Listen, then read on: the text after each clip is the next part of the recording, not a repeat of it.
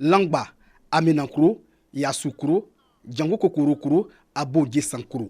5 villages de la sous-préfecture de Noufou, département de Dimokoro, sont tous peuplés de plus de 500 habitants. Critère pour bénéficier de la politique d'électrification villageoise lancée par le président de la République. Un outil pour le bien-être des populations. Aujourd'hui, elle brade les produits parce qu'on ne peut pas les conserver.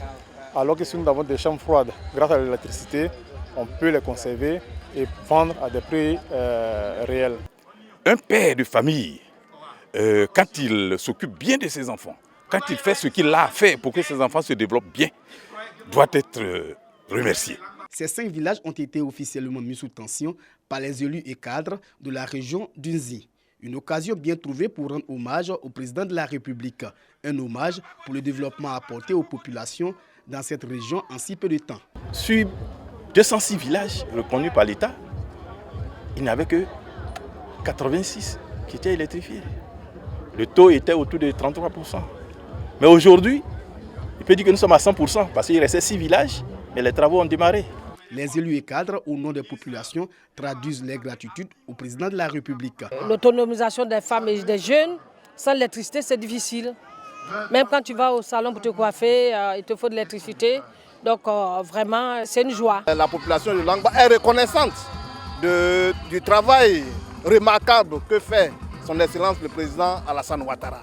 Les représentants du président du Sénat, des ministres de l'économie et des finances, de l'équipement et de l'entretien routier, tout en saluant ce geste de reconnaissance, appellent les populations à la cohésion et à la paix. Le renforcement de la cohésion sociale, c'est l'un des objectifs forts. La Côte d'Ivoire solidaire, c'est ce que le président de la République veut et nous devons travailler pour que cette Côte d'Ivoire solidaire soit partout. Je suis un homme comblé, j'irai faire le compte rendu au ministre de l'économie et des finances.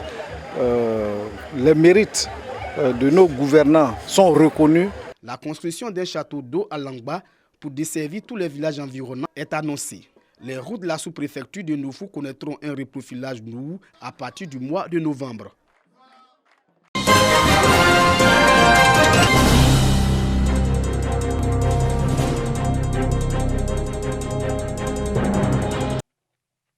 Joël Kona, restauratrice, ne trouve plus d'escargots sur le marché. Pour satisfaire la clientèle, Joël est obligée de se rabattre sur le lycée-culture pour se ravitailler. Elle est dans le village de Kwangbambo pour signer un partenariat avec un producteur d'escargots. Les femmes, là c'est sûr. Parce que de nos jours, dans les forêts, ce n'est pas évident. Et puis c'est cher sur le marché. En temps, dans les fermes, je pense bien qu'elle peut me ravitailler à tout moment. Elle peut compter sur moi. Parce que la ferme contient beaucoup d'escargots ici, il y a d'autres qui sont prêts à être consommés. Les lycées culture, l'élevage d'escargots connaît un essor dans la commune de Bouaké. À Alokokoro, Benjamin Koufi s'est aussi lancé dans cette activité. L'escargot se nourrit de tout ce qui est en bouche. Feuilles de papaye, taro, patates, salade, sauf le sel qui est très facile. Ça ne me prend même pas, ça m'occupe pas trop. Quand ils ont leur nourriture, moi aussi je vais à d'autres occupations. Ramassés en grande quantité dans les forêts en saison pluvieuse, les escargots sont désormais rares. L'élevage reste le seul moyen efficace pour la préservation de cette espèce animale. Les feux de brousse, les produits qu'on prend pour pomper les villages, les champs, font que l'espèce est en train de disparaître. Donc l'élevage est primordial. Très rentable, l'héliciculture est soutenue par les autorités municipales et coutumières de la commune. L'élevage d'escargots, ça n'a pas d'inconvénient ni d'odeur pour la population. Moi, je pense que c'est l'élevage essentiel. À partir d'1 an déjà, tu peux vendre les escargots. Un seul escargot peut pondre jusqu'à 400 œufs. Si tu as une ferme qui contient au moins 200 escargots, si tu prends un prix forfaitaire, tu peux faire du cadeau aux gens. Venez prendre à 100 francs, 100 francs. Imagine-toi 40 000 escargots multipliés par 100 francs, ça te fait combien de millions? Les jeunes ne sont pas les seuls à s'y intéresser. Ce projet-là, ça a été dans ma cour, dans mon village. Je suis très content. Je suis malade, mais en tout cas, avec ça là, je suis un peu guéri. Face à la multiplication rapide des escargots, le problème d'agrandissement des fermes s'impose. D'ici 6 mois, les escargots ne peuvent pas contenir les différentes fermes. Or, nous lançons un appel à toutes les autorités compétentes de la région de Beké. Le premier adjoint au maire de la commune de Bouaké, Paul Dakio, qui soutient le développement de l'héliciculture, appelle la jeunesse à s'intéresser à cette activité. L'héliciculture est aujourd'hui la voie pour sortir les jeunes de nos villes de la précarité. Donc nous les encourageons à embrasser les lycicultures. À terme, ce sont plus de 200 jeunes qui seront installés. Les jeunes s'engagent à faire de Boaké la première zone de production d'escargots en Côte d'Ivoire.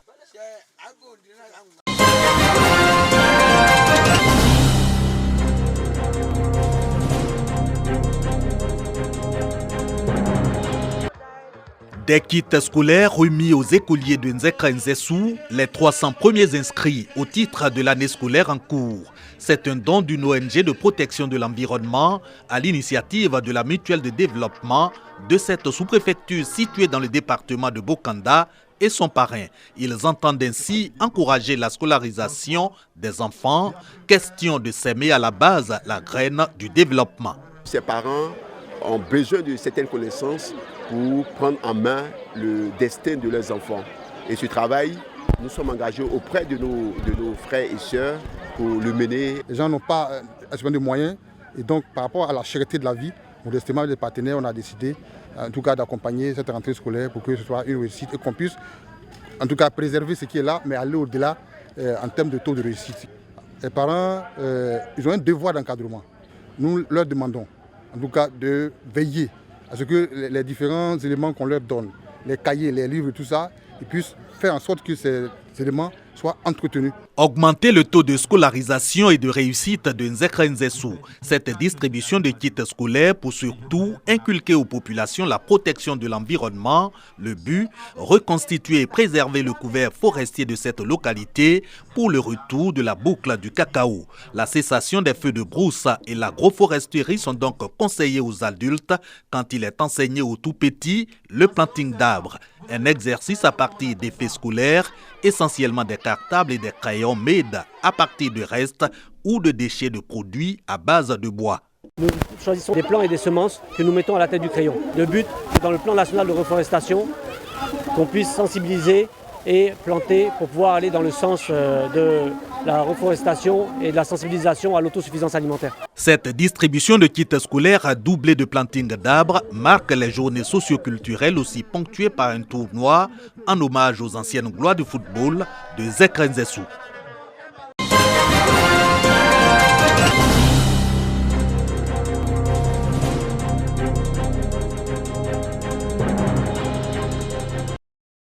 Sur instruction du préfet Kone Messamba, des opérations de contrôle ont été menées à Soubré et dans plusieurs localités de la région.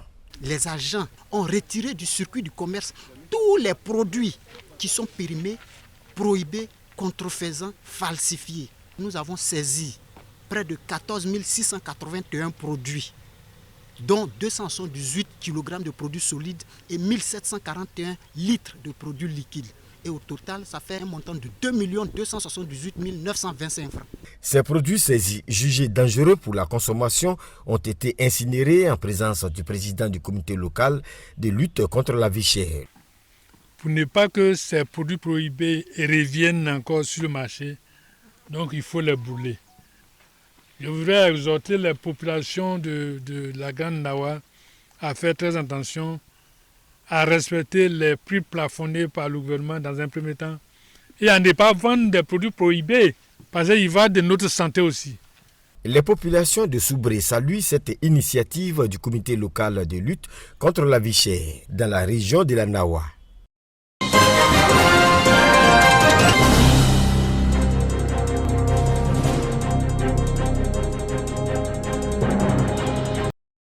Place publique de Diokwe, dans la région du Guémon.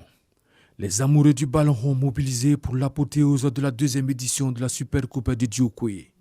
Compétition dotée du trophée Téné Birema Ouattara, ministre d'État, ministre de la Défense. Ce tournoi est à mettre à l'actif du député de Guézon Bagowo Baplu, Ibrahima Doumbia. 2 rencontres à l'affiche de la grande finale, notamment la finale opposant l'équipe de Kwamekro au quartier Diagno Berna de Diokwe et celle mettant aux prises la gendarmerie et la compagnie républicaine de sécurité.